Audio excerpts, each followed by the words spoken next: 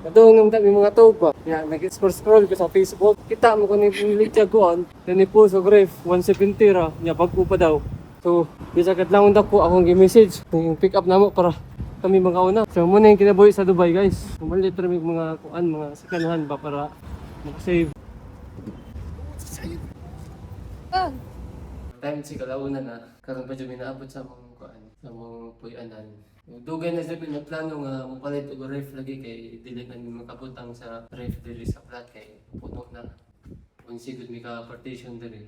So dili na jud mi makabutang, dili na mi makaista. Naka-decide mi nga mapalit na lang mi gamay nga ref para at least na mi kapunduhan sa mga pagkaon na mo pagluto mi na maka-grocery ni sa bigdaghan.